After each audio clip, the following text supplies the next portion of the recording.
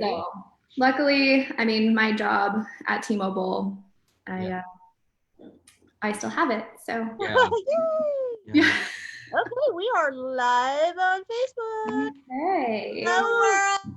Woohoo! Oh wait, now you knocked us off. No, we're not off. We're just Okay, just had to make sure the volume was up. Otherwise, there's like a 20-second delay, and we all get echoey, and it's really weird. Ooh, okay. Very strange. It's like double Dave and Sarah. Nobody wants that. No. Single version's hard enough, let alone the double. This is plenty. Okay, hi guys. It's Sarah and Dave. Wind down with bells up every Saturday at 3:00, where we bring you somebody fabulous that we have met in the wine industry. And this week we have the fabulous, of course, Chelsey, Wine on a Budget, from who blogs under that and also Instagrams and has a humongous following of wine lovers who also love a wine bargain. So we're going to talk about that and how. So first, Chelsey, how did you get into wine?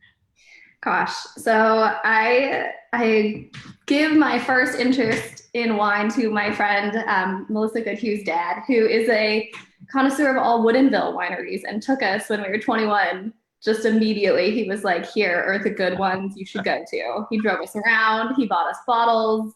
Like, great dad moment. But he ruined me at 21 for like good wine, and I'm like, I can't afford this. Yeah. So. But he wouldn't take you out every weekend? No, just like, just here you go, guys, drink good wine. Here's what good wine is. And so I started getting into wine. And then I think I was about 25, realizing all my friends were asking me to send them, like, what's a bottle I can drink tonight on like a $15 budget. I was like, and I was sending them labels. So I was like, here's a good label. Like, go find this in the store, or it's the shelf down in Safeway, 2 like shelves over. And so I've been working in social media for 6 years and just decided, I could just make this easier on myself and have one place where everyone could go. And now, I just passed my WSE2s last summer. So yeah, thank you. Because like, I know that this seems to be the progression. Like, I'm really interested in wine.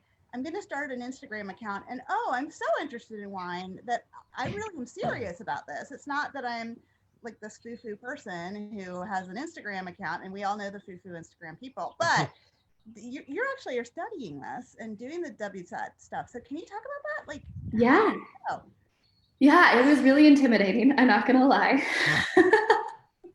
I felt bad that I was talking about wine, and there are so many people who have studied it and worked in fields and vineyards and just been a lot more involved in the industry. And so to make myself a little bit more legitimate, I started looking into the WSET courses among the other wine courses you can get into. And I was recommended to skip the WSET ones just based on how much I'd already gotten into wine. We didn't know you could do that. I didn't know you could do that. Yeah, so you can skip the ones if you feel like you've got enough base knowledge of the wine world. Looking back, it might have helped my WSETs be just a little bit easier. But the twos were great. I took it through the Wine and Spirits Archive, which is actually based out of Portland. They have come up here and do a class out of Seattle as well. And it was really eye-opening. I learned a lot. I want to take my 3s. Right now, I'm not going to, just the craziness that's happening. You don't have enough going on in your life. You really need to add this to it. Hey, I want to keep learning. I want to keep traveling. Traveling for wine is one of my favorite things to do. So, I came down and visited you guys, which was amazing. That was my first time in Willamette. So. Was it really? Wow. You went to, I know you went to New Zealand. Yep, I went to New Zealand, South Island, New Zealand. So a lot of the Central Otago wineries, which were breathtaking as well as delicious. Yeah. I've been to France, haven't wine tasted there yet. I was I tasted wine there, but not as a wine connoisseur. Right. I've been up in Canada a lot recently, and they have a smaller, but they've got a wine scene. A lot of Washington wine. I've been down to Texas did some Texas Hill Country wine Hill tasting. Country, good stuff in Hill Country. Who was your favorite there? And Oh gosh. I mean, it was really interesting. I don't know if I would say I have a favorite, but I had a favorite wine at each place because I never found one winery whereas in Washington, Oregon, I can go like, I went to your guys' winery, loved every single one of your wines. And I'm not just saying that. It is really, checks in the mail. Thank you. We pay people. You did not pay me to say that. But when I was down in Central, like in Texas Hill Country, I hadn't found one yet that I loved all of the wines. So I have a few friends who live in Texas, and I'll get back down there and maybe find. That's awesome. Find my winery. We went there in 2006. So it was like the very, very beginnings of the Texas wine industry. Mm-hmm. And things were either amazing or bad. Yeah. It was, I had never actually had a wine that tasted like kerosene. Oh. Till. I don't think it's on the flavor wheel in a good way. No, it wasn't. There was definitely some consensus, even among my friends who I took there to be like, is this good? Do we spit this out? Yeah. Our favorite one was Becker.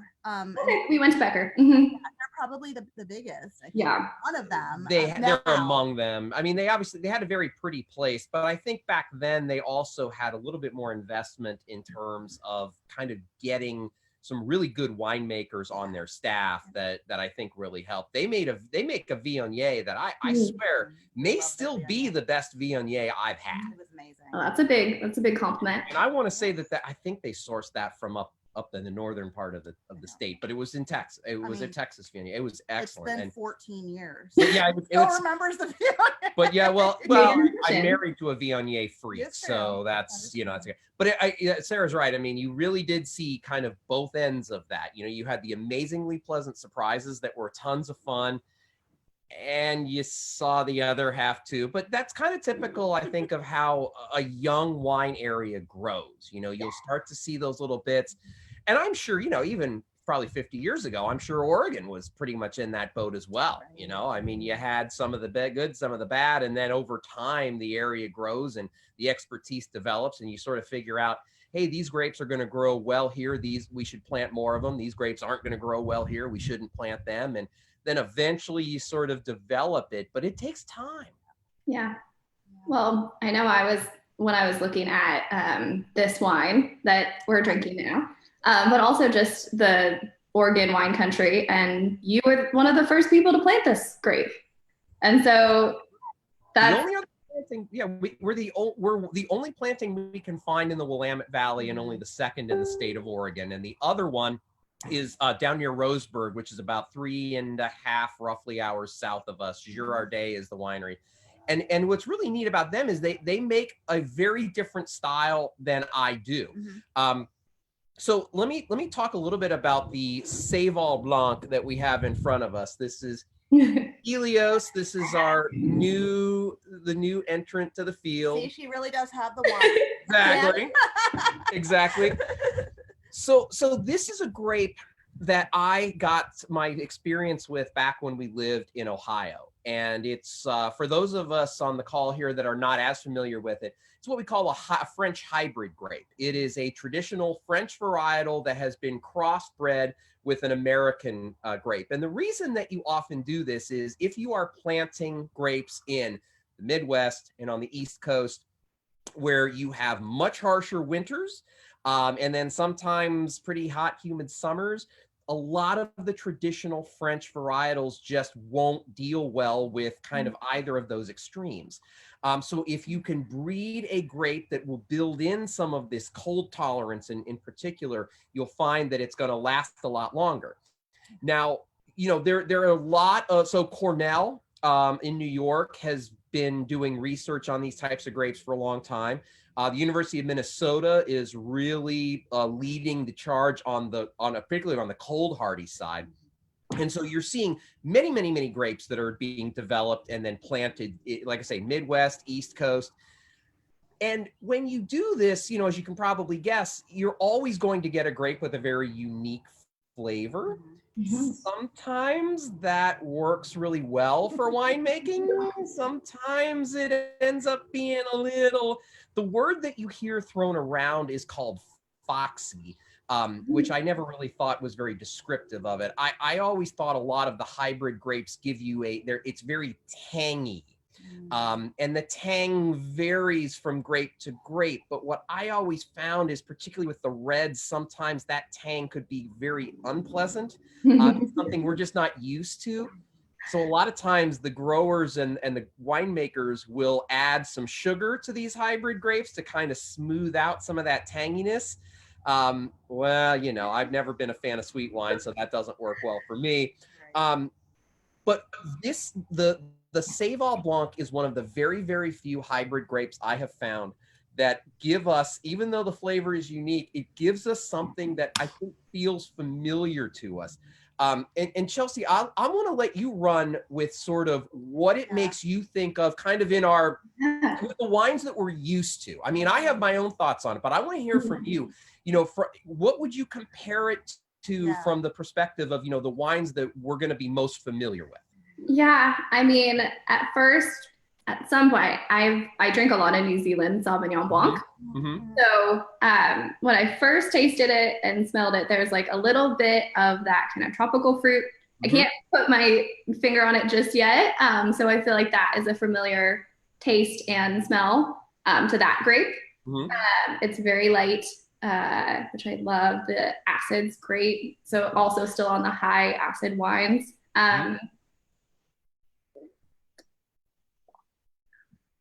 But it's got a little bit more body to it than a complete Sauv Blanc. It's funny because a lot of wine friends who are in the Finger Lakes region, and when I posted that I was doing a Seyval Blanc, and oh my gosh, this is all over up here. So they gave me some things to look for. Good. Oh, that's awesome. This is grown a lot in the Finger Lakes. So they would of course be, and up there they being hybridized at Cornell, right in the heart of the Finger Lakes, it makes perfect sense. But up there they even do it as an ice wine. Oh, isn't that interesting? So that is interesting. I don't drink a lot of ice wine. No, but we don't either. I mean, who does, really? It's hard to find really ones that I think work for us. But how would you guys say this is comparing to your 2018 version? Because this is pretty much brand new. Yeah, it's and I think I'm trying to remember when you were here if we were able to give you a taste of the 2018. I might have even sent her a bottle. I think I got I think I got one. It's time these days. I don't even know what month it is. That's okay. It was, so the 2018 was the first time that we had enough grapes to do any sort of a commercial vintage, and we ended up with a whopping 15 cases of it. And I remember I was like, okay, 15 cases, what the heck are we going to do with 15 cases? And Sarah, the marketing department was demanding that we do something. So we ended up making it, you know, we sent some to, you know, to reviewers like yourself, but the rest of it, we just turned into a club only release. I really, you know, until you plant something on your property, you don't know entirely what to expect. And I really loved the tropical fruit, lemony flavors we were getting off of it. But I would say, Chelsey, the main difference between last year and this year is this year's, and in fact, we literally just had in here a couple of our club members, and I poured this for them because they had pre-ordered 6 bottles of it. And the gentleman looked at me and he said, "This seems smoother than the 2018. And I said, "I agree with you." Yeah. And there's a reason for that. So what did you do? Well, it's not necessarily what I did. Well, although I did something a little different. So, and this requires me to kind of take a step back. When we built our new production facility here on site last year, one of the things that we discovered is that it gave us the ability to do some things that we weren't able to do in the place that we used to make our wines. And so those of you that aren't familiar on this call with the process of cold stabilization of wine. So what that means is sometimes those of you that have had our bottles, sometimes you'll see some little acid crystals that'll appear down at the bottom, particularly of our white and rosé wines.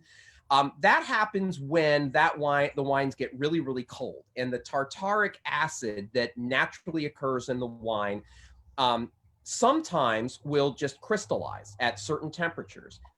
And nothing dangerous about it. You'll hear them referred to as wine diamonds. They're often neat to look at. We promise they are not shards of glass, which I heard once or twice at the wine shop I used to work at years ago. Oh, no. And they'll drop to the bottom. But a lot of times what you would prefer to do in the production process is you'd like to get those acid crystals out of there sooner. So before the wine is bottled, when it is still in the tank, you would really like to drop the temperature of the wine down to 28 to 30 degrees roughly, and keep it there for, a week or so, and let whatever is going to crystallize, just let that happen, let it sink to the bottom of the tank, and then you would siphon out the wine from the tank, you'd filter, and now it shouldn't happen in the bottle. So this year, because we had our own place, we could actually do this. Now, we don't have any cool glycol chillers or, the way other people did, but we do have something.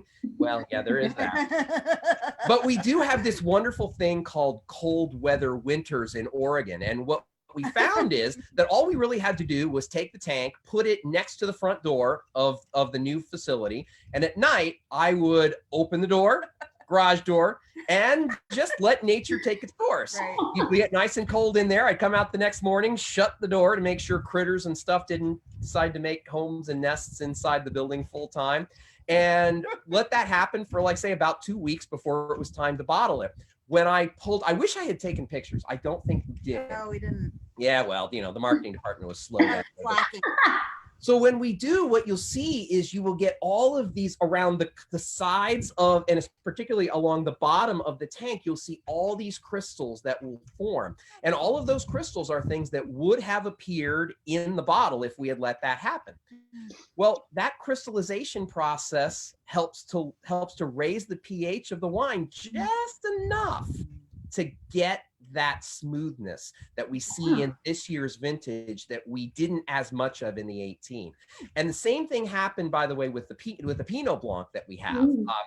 We've noticed that too, that's a little bit smoother, which is kind of a great thing when you add that to my attempt to kind of build the body in both of these whites.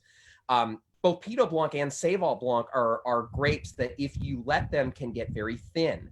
And so, what I do, and I think we talked about this when we talked a couple weeks ago about the Pinot Blanc, was when we have these, when we have the dead yeast cells that are still in the tank, we will stir them up every couple of days, keep them in suspension.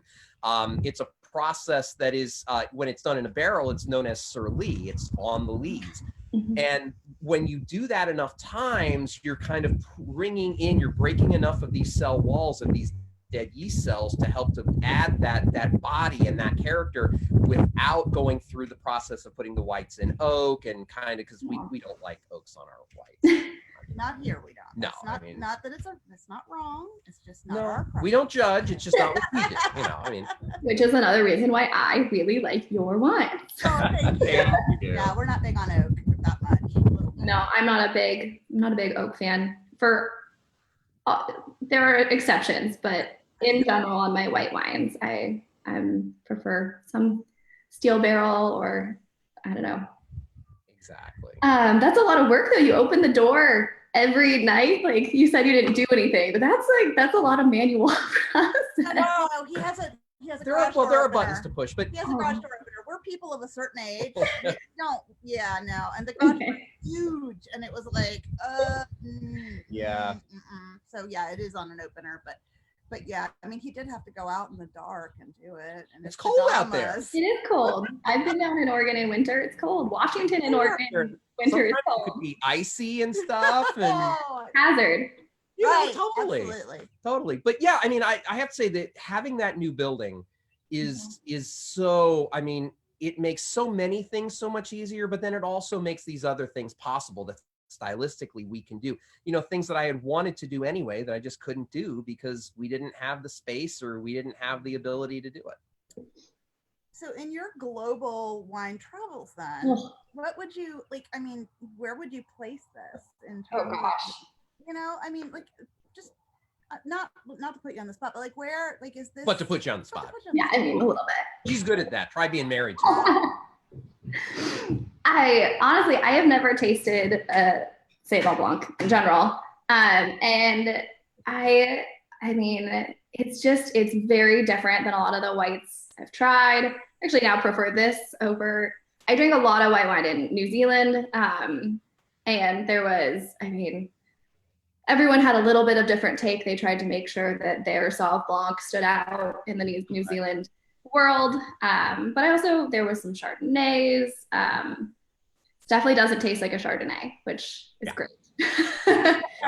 I'm not a huge, if you've ever followed my account, my number one, I would just say question or complaint is that I don't taste and drink a lot of Chardonnay. So I can't give anyone a suggestion on a good bottle, except for there's one other local Washington winery that does a steel barrel that I can get behind their Chardonnay. Fortuity Cellars, I drink a lot of their wine. Okay. But gosh, no, I mean, it's still like a lot of the light, very, I don't know if I'm getting lemon or not, but it's just all this, yeah. I tend to see like a lot of lemon and then pineapple.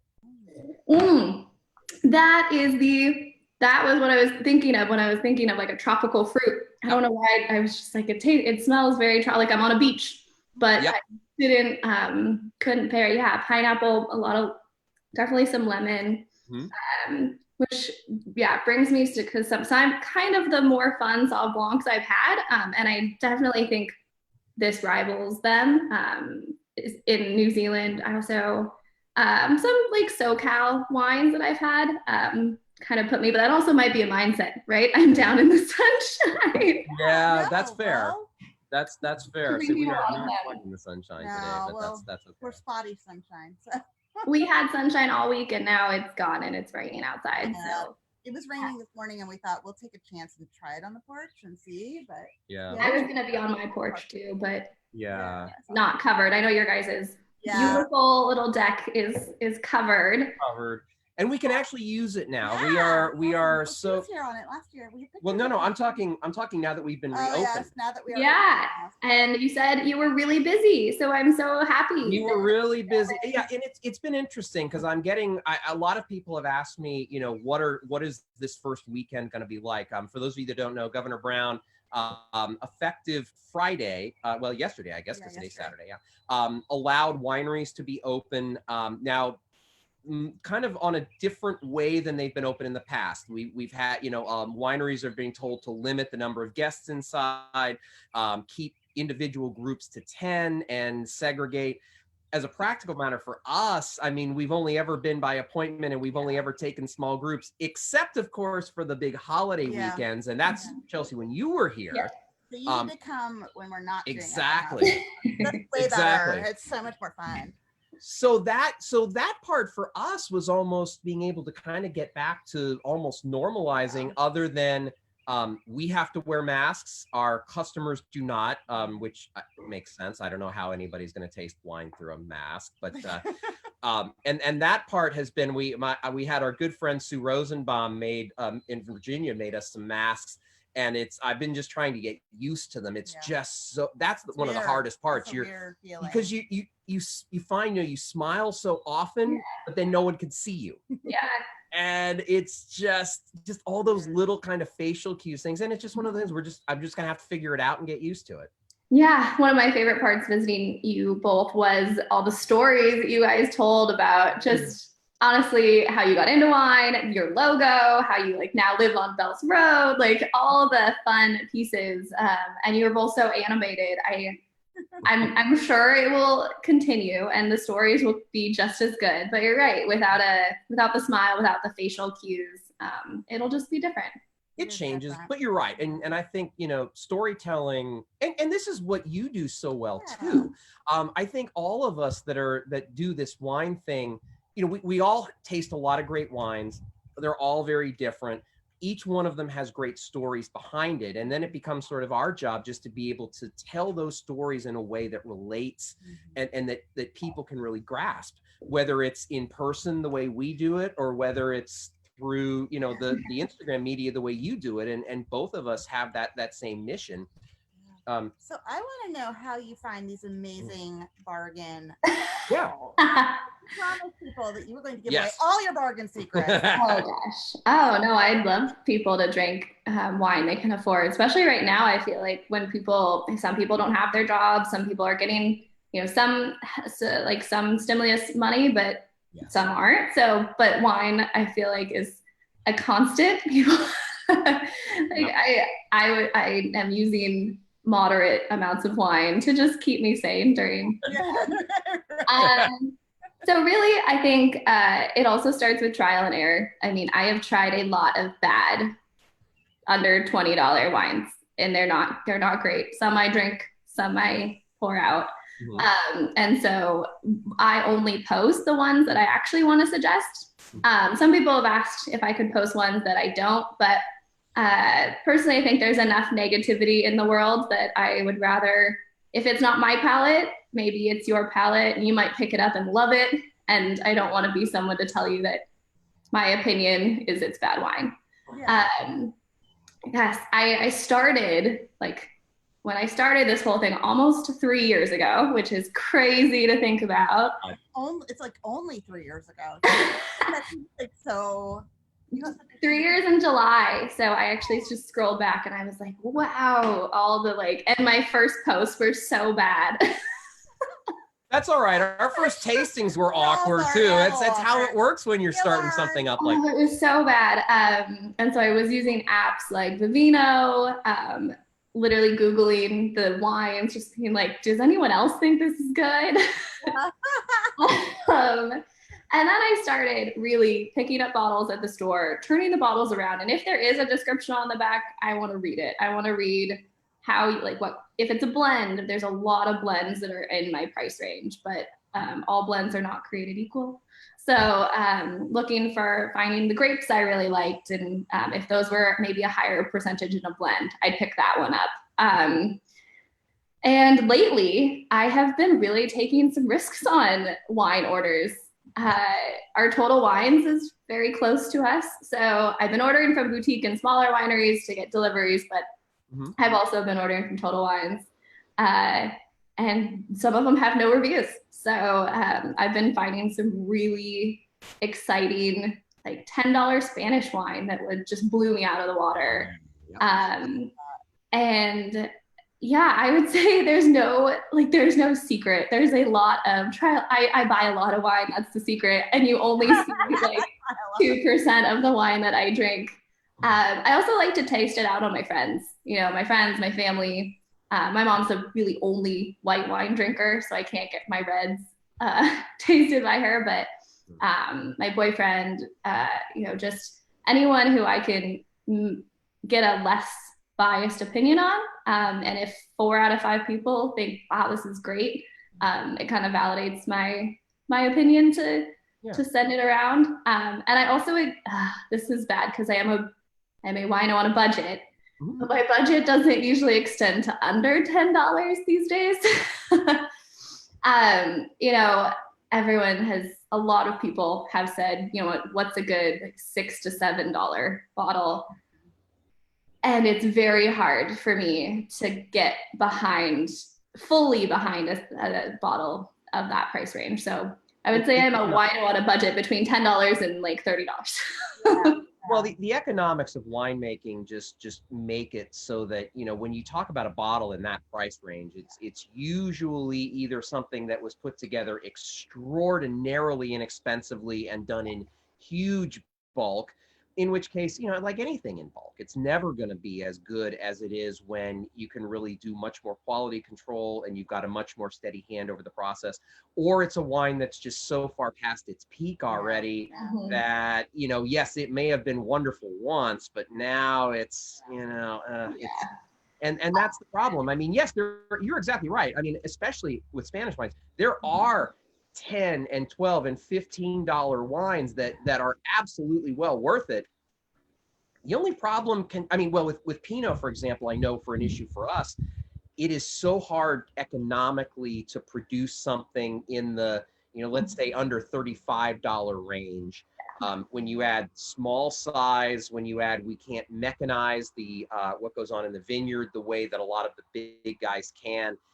There's just no other way to recover those costs, and we're never going to have the bulk. But you're exactly right that when you're talking about, there are certain spots. That's why I think your feed is so important to be able to highlight and kind of take a lot of the risk out for other people that want to get into wine, that want to learn more. But either are intimidated by like going into a wine shop and looking at the wall and like, oh my God, how am I? Which like I get, we were all those people once. Absolutely. Yeah, I also think the more I've gotten into wine, the more I value the vineyard and the winemakers themselves. So while I am that weird person who stands in the wine aisle and I'm like looking at a bottle thinking, okay, the back sounds good, but I don't know this winery. So I'm just on my phone Googling like, and there are people just passing me on all sides. Okay. I got in trouble one time because I was taking pictures of the labels. Apparently not allowed. I was like, I'm not like doing anything. They're like, yeah, there's no photography in here. Like, it's a Fred Meyer. Like, what? So I had to basically, I had a Wino on a budget business card with me. Good. I don't have very many of them, but just in the rare chance that I need one. And so I pulled it out and I told them that I'm in the industry. And they were like, oh, okay, you can research. That's awesome. I love it. It was a moment. I was like beet red. I had no idea, but I still really wanted to get these bottles and I wanted to know my wineries. So I'm still just sitting there. So yeah. That's funny. Some fun trials in wine. So you mentioned that you're looking for certain grapes that you like. Are you also looking for certain regions that you are, like you've been to New Zealand. So are you like, hey, I'm in the New Zealand section, all 6 bottles or whatever, but you know what I mean? Like, are you like looking at regionally as well, or? I am definitely, my love and passion is Pacific Northwest wines. I gravitate towards Washington and Oregon like none other because they also have a lot of the grapes that I really enjoy. I love Pinot Noir. I love a Cabernet Sauvignon. I like a good blend. I love Cab Franc. Cab Franc is probably my favorite grape. If I can find at least majority of the bottle is Cab Franc. You can share a bottle of Cab Franc with me anytime. Yeah. He loves it. Yeah. So and I know sometimes it's a weird grape to just like fall in love with, but I love a good Cab Franc. And so I'm much more on like the heavier red side, and we have so much of it here that it is actually cheaper when I look at it because there's not as much export tax to go different places. I don't drink as much European wine because it does, by the time it gets all the way over to Seattle from France or Italy or wherever or Spain, it's more expensive. So it's good quality and it's more expensive. So I am trying to expand. I really want to make sure people on the East Coast or people who follow me that are international can try to drink the same bottles that I'm posting about. But so far, I should just rename myself to like Pacific Northwest Wine on a Budget because I highlight so much of our wine. But we're an untapped area, in my opinion, or I'd like it to stay that way. Where I know I think Washington and Oregon are the two, like California's first, but I think Washington and Oregon are the next 2 largest states for wine in the country, but we just don't get as much attention. Right. No. Which I'm fine with. Don't drink my wine. I'll keep it all for myself. They have more money than we do. Yeah. I think you're right. I personally appreciate that because we are, here in the Pacific Northwest, and that's perfect. That's exactly what we want to see. But because you're right, it's easier to find, even if it's kind of a small label. It's easier to find. Right. And even if you have to ship it from Oregon to Washington or vice versa, or even to California, it's not as much as having to ship in something from the East Coast and stuff. And so that definitely right. And it can come so much faster. I mean, I loved that I could visit somewhere in Willamette and maybe ship a case home and it gets there by the time my like car ride gets back. Yeah. That's awesome. Very But I also think we've got beautiful wine countries here. Everyone goes to Napa, or you know, I know that some of the Finger Lakes regions are really popular on the East Coast, and like guys, you're missing out. We've got Willamette Valley is beautiful, Walla Walla is stunning, and there's hundreds of wineries. Like you can just like you'll never tap out on the amount of wineries in one trip. So I'm just a huge proponent, and you guys have an amazing spot, and you're in a nice little area of wineries. I think I went to a couple around. Yeah, look at that view. It's beautiful. Yeah. Well, you got to get lucky sometimes. Right. This property was an amazing find, and we've really just tried to not let it down. I mean, there was so much about it that just spoke to us, and you know, we've been working, as you know, we've been working our butts off ever since. So. Yeah, no, it's an amazing. There's such a cool story. Okay, I know you've probably told this multiple times, but because I have friends on that I told, that I'm like, I want to hear the story. Okay. The logo, the name, just one more time, because it's the coolest thing to me and I love it. And that's why you name all of these. I know this one's named Helios. Yeah, absolutely. I'll tell you what, I'm going to let Sarah tell the story, because somebody just showed up at our front door. So I want to make sure that person we got taken care of. I will be back in a minute. So. Well, we started this, Dave and I started making wine in our basement in Cincinnati, Ohio, back in 2006 on our 5-year wedding anniversary, because I thought it would be a cute, romantic, coupley thing to do. So we bought, I know, right? So we bought a box of kit wine, right? So it's juice in a bag, and it comes with the yeast, and it comes with everything you need. And you literally, you make the wine in a bucket. And it was fun. It was a fun way to learn. We took a class together, and I thought it was interesting, and Dave got obsessed. And it quickly took over our entire house. It took over the basement. It took over the dining room and the garage. And I mean, you would go and, you know, pull a shower curtain aside, and there'd be a ferment going on in the bottom of the shower. Like, seriously?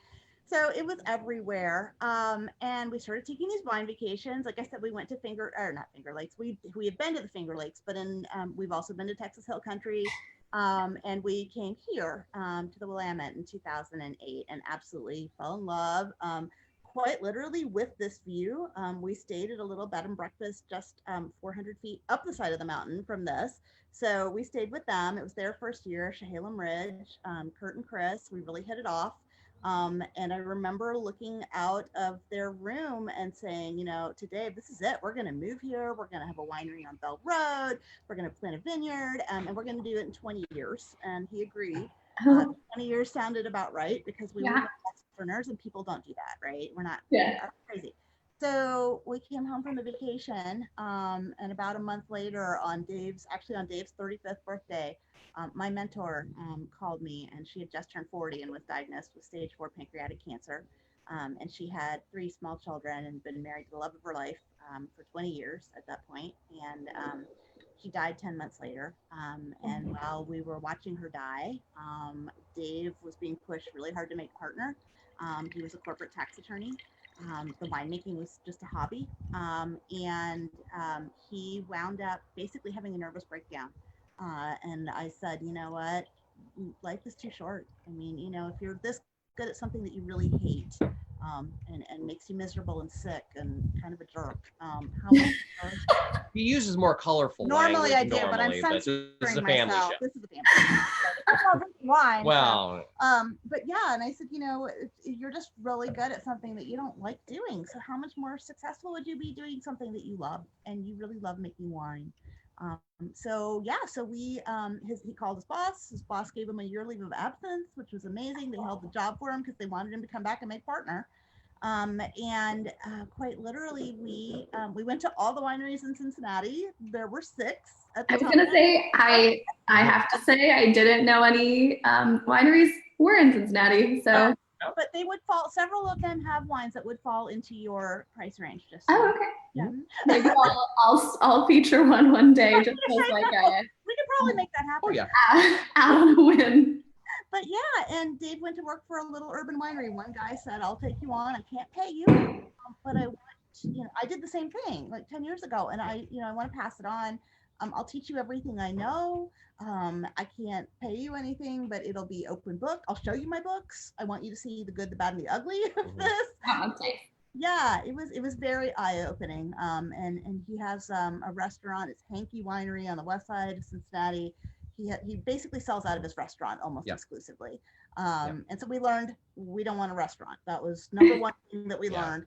But yeah, so Dave learned a ton, worked there at least 3 years, maybe a little longer. And in 2011, he entered and won 2 different amateur national winemaking competitions with 2 completely different wines in the space of 2 months. And one of them was it, right? I was going to say, I thought one of them was a Sauvignon Blanc. Isn't that crazy? So I decided that he must know what he's doing.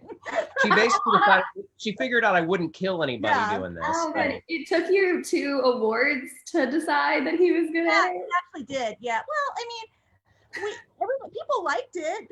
We couldn't sell it. We were amateurs, so we were giving it to we were the most popular house in the neighborhood. Neighbors would come and help us when we pressed wine. I mean, it became a very community thing. And so after that happened with those awards, I was like, oh wow, like people that actually taste wine and judge it, like think this is top notch, then okay. Hey, you got the like push eventually. You just needed to just win some awards. Like, that only a few people win. Your wine could have been great and you still might not have won, but just those competitions too are the kinds of things that winning is not even in your mindset. What you want is to get really great feedback, and hopefully you've impressed the judges enough to say, yeah, this stuff's really good. And that's good enough, honestly. I mean, because winning those things, I honestly think is such a random deal. I mean, it's what the judges just happen to be feeling. It's what other stuff was in front of them on that day. And, what wins one day is not going to win the next day. So, the wine will taste different day to day. Yeah. I mean, but so we put the house on the market. The housing market was not great in 2011. And so it took a year to sell. And the minute it sold, we moved here. And the very short story on the property is that it was not listed. I rang the doorbell, essentially. And they agreed to sell it to us. It was not planted. It was a neighborhood eyesore, and that's not exaggerating. It was a dead Christmas tree farm. They had planted the trees 3 times and they kept dying, and they had blackberry brambles all over, and it was weedy and just nasty looking. And please tell me you have photos of the original. Tons of photos. Oh my God. Some of the blackberry brambles are 25 feet across and 15 feet high. And the only way, so we took some pictures of me like standing next to them. And the only way you can get out of, you don't even get rid of them except digging them out over the long term, but just to get rid of what's there, a bulldozer, a backhoe, and a lot of burn piles, the 3 Bs of black. And that's kind of all you can do. Yeah. And then every year it gets a little better as you dig them out, and eventually you never win, but you can at least make it an even fight. So the name of the winery, Dave, as you can see, maybe there's a French horn. And so Dave played French horn for more than 20 years and had to make a decision about, do I attempt to go pro, or do I look around and realize that there's 300 people auditioning for a gig in Tulsa, and pretty much. So he decided to be a lawyer. And you can see how well that worked out. Now he's a recovering attorney. But yeah, he the horn was really important, a huge part of his life. Played Carnegie Hall, and he soloed in front of, I don't remember what, 50,000 people. 60,000 people at Michigan State. At Michigan State, like I've got all these cute little pictures of him as a little toy soldier and his band. It's adorable.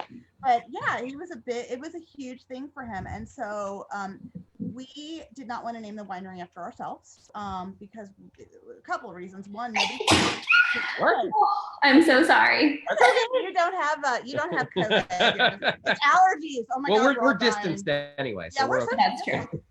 But yeah, so he the wine, we wound up on Bell Road. And so he was like, if we're not going to name it after ourselves, we need to name it after something that ties in with the property. And so Bells Up is in the score of the French horn player's parts during a very dramatic part of the music, because the French horn is actually played down and backwards. And so when the French horn player score says bells up, the French horn players all lift the bell of their horn up high in the air, and it's very visually dramatic, and it projects the sound much more loudly, and it's a very dramatic moment in the score. And so that's why our social media tag is hashtag bells up moment, because we think that Dave says that the winery is his bells up moment, but as an extension, that's such a good story.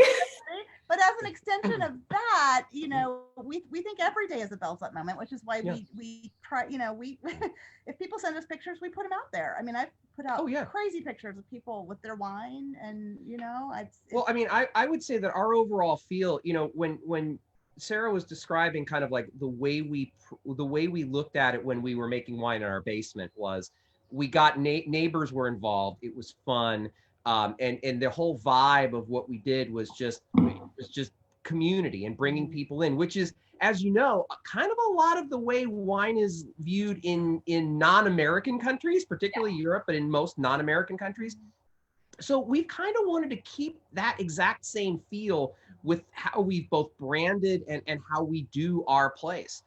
So we're about as laid back as it gets, and we're going to spend much more time talking. Frankly, when people are here, we're going to spend a lot more time talking about life and family and other things rather than about the wines. But we're going to tell stories, and I think that's what's just going to make the overall experience better for everybody. And you asked about the names of the wines, Chelsey. Yeah. Every wine that we make, this is more, you see this a lot in Ohio. We were actually, when we moved here, we were shocked that nobody names their wines anything. A little bit, but not a lot. Like everybody in Ohio names their wine bottle something. Each bottle is anyway. So ours are all named after a piece of music that has a big French horn part, because of course, right? So the Helios is what we're having, and it's actually a Carl Nielsen composition that he wrote while, I believe, looking out over a sunrise. Yeah, a sunrise over the Mediterranean. Yeah. Yeah, and so, and actually my mother. Yeah, I have to say, I had never heard of this piece before. My mother-in-law, and let's give credit where credit is due, and good job on you. Apparently had heard this on NPR and sent me an email saying, you need to name a wine after this. And I punched up a YouTube clip and I listened to it and I said, she's right. We do need to name a piece.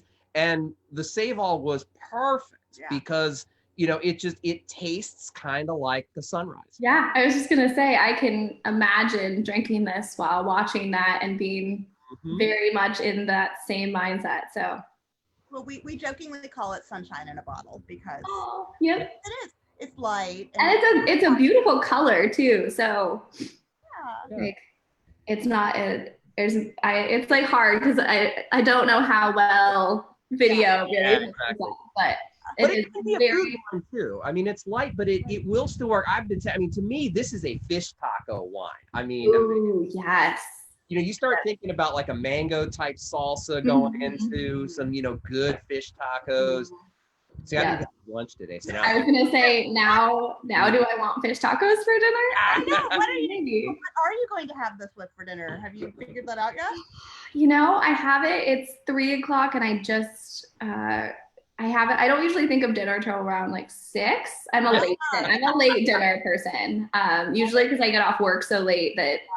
That's what happens when you don't have kids. That's either, true. Well, you don't start getting requests at like 3:30. No. What's for dinner? Yeah. Well, ours starts asking that at lunch. True. But no, I mean, so Seattle, amazing food. Like, are you guys able to get carry out right now? A lot. We can get carry out. We can definitely get takeout. Probably about an hour window of when you order to when it's delivered.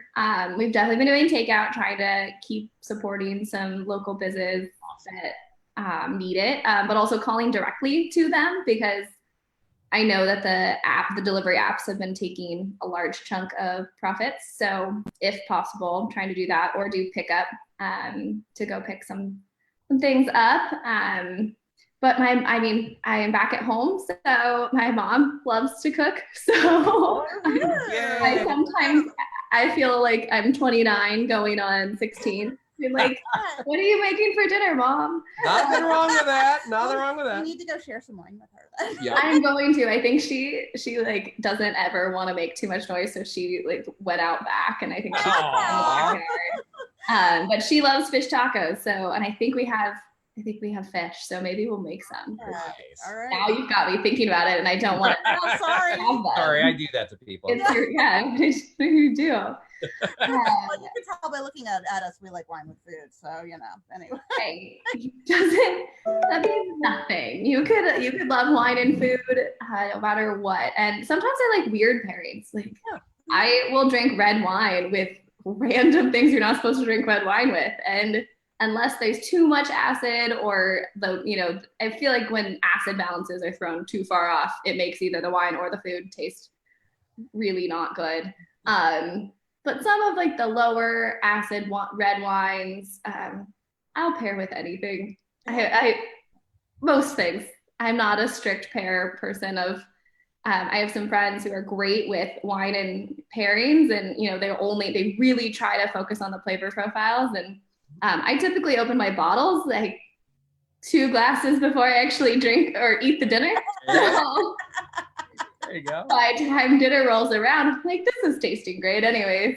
So. Yeah. That's awesome. Oh, goodness. We can appreciate that. All right. Well, lady, we promised we were only going to keep you for about 35 minutes, and we'd run over. We always do that because everybody we bring on here is so fascinating. Yeah. So, Wino on a Budget. You can follow her on Instagram at Wino on a Budget, all one word, or winoonabudget.com, right? Is your website? Yes, it's winoonabudget.com. Yeah, so thank you. And all my friends, if you want to go visit Willamette Valley, make an appointment at Bells Up. They are wonderful. They tell you great stories, even more than they have now, and their wine is delicious. So thank you. You're very sweet. So, all right. So next well, I'll get back down to see you soon, okay? We're looking forward to it. Thank you, Chelsey. Okay. Good one. All right. And next week we have a mystery guest, so everybody will just have to be surprised. We might be surprised too. Yeah. Have a good rest of the weekend. Cheers, everybody. Thank you so much. Have a great weekend. Bye.